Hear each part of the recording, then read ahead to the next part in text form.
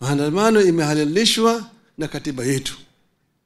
Lakini maandamano yanataka kufanyike kwa njia ya amani. Sisi tulikuwa tunafanya maandamano miaka 2 iliyopita. Na tulikuwa tunasema tunataka kufanya maandamano ya amani. Lakini ubaya ni kwamba tulipokuwa tukatoka namna hii, tear gas inapigwa kwetu. Sasa fikiria kiasi na hii vijana vile wanaanza kurusha mawe.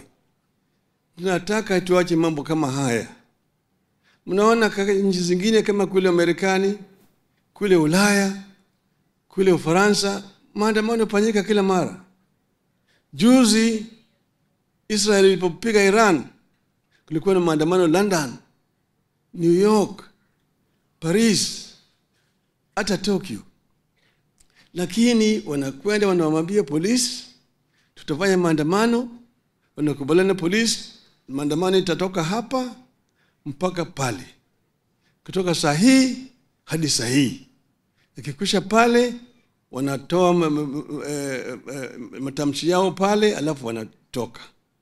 Hiyo ndio maandamano ambayo inakuwa ya amani.